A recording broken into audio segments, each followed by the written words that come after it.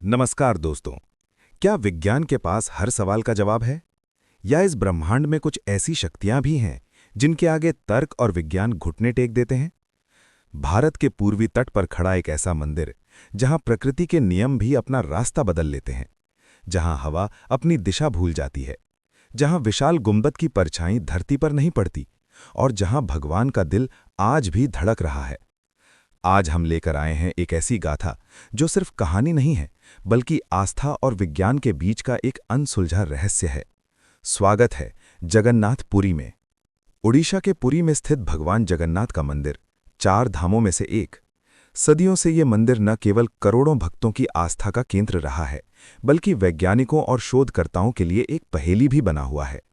आज हम बात करेंगे उन रहस्यों की जो सदियों से इंसान की समझ को चुनौती दे रहे हैं। पर सवाल ये है कि क्या ये चमत्कार सिर्फ संयोग है? क्या इनके पीछे कोई प्राचीन इंजीनियरिंग है? या फिर सच में यहाँ कोई ऐसी शक्ति वास करती है जो हमारी दुनिया के नियमों से परे है? आइए इस रहस्य गाथा में जगन्नाथपुरी के सत्य को समझते हैं। सबसे पहले नजर डालते हैं उस रहस्य पर जो हर किसी को चौंका देता है, मंदिर का ध्वज।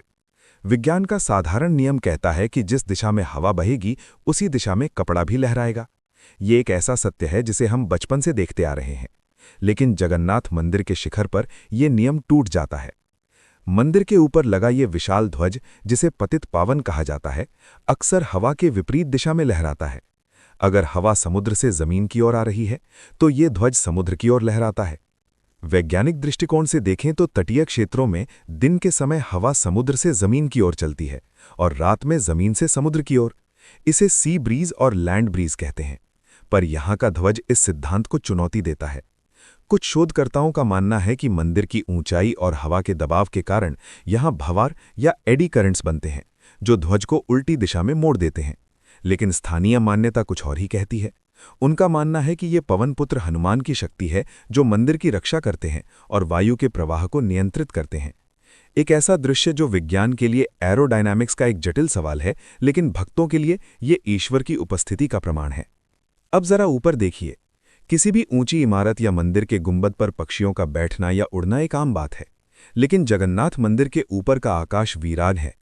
कहा जाता है कि मंदिर के मुख्य शिखर के ऊपर से कोई पक्षी नहीं उड़ता। यहां तक कि हवाई जहाज भी इस क्षेत्र को नो फ्लाई जोन मानकर इसके ऊपर से नहीं गुजरते।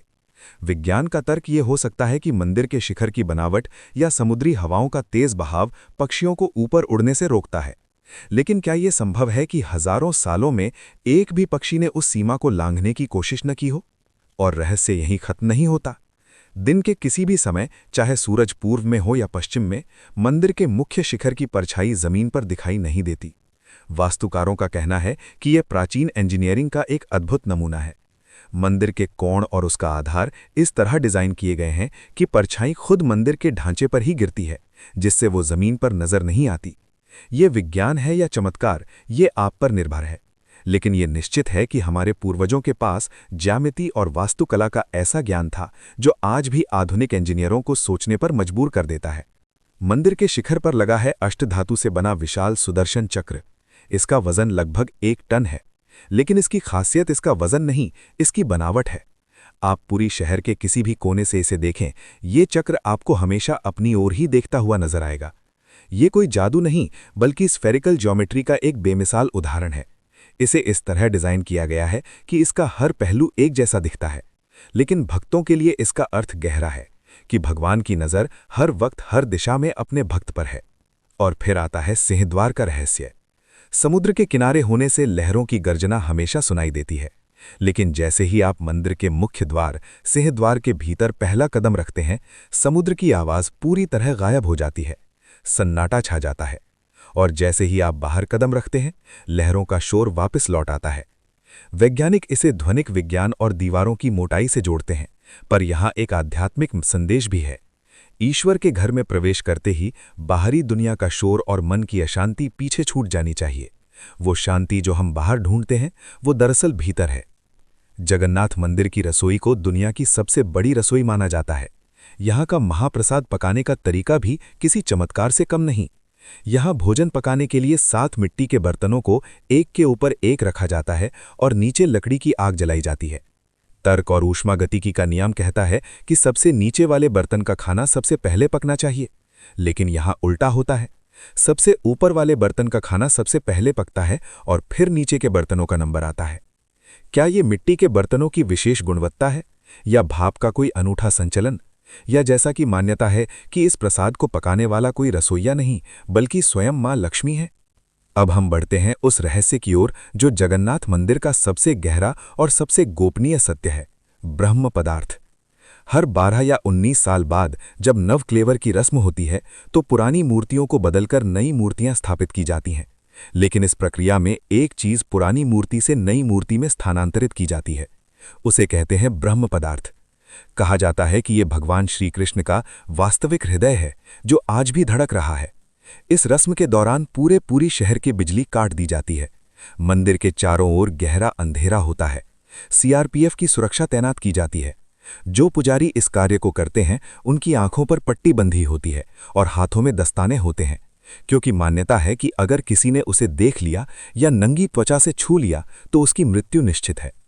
पुजारियों का अनुभव है कि जब वे उसे हाथों में लेते हैं तो उन्हें लगता है जैसे वे किसी जीवित खरगोश की तरह उछलती हुई चीज को थामे हुए हैं। उसमें कंपन है, उसमें जीवन है। ये क्या है? क्या ये कोई रेडियो एक्टिव पदार्थ है, कोई प्राचीन यंत्र, या सच में सृष्टि के पालनहार का जीवित अंश? ये एक ऐसा रहस्य है जिसे आज तक किसी ने नहीं देखा और शायद देखना भी नहीं चाहिए।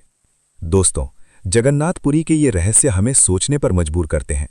हो सकता है कि आने वाले समय में विज्ञान ध्वज की दिशा या परछाई के न दिखने का सटीक कारण ढूंढ ले, लेकिन कुछ अनुभव ऐसे होते हैं जिन्हें प्रयोगशाला में सिद्ध नहीं किया जा सकता, उन्हें सिर्फ महसूस किया जा सकता है।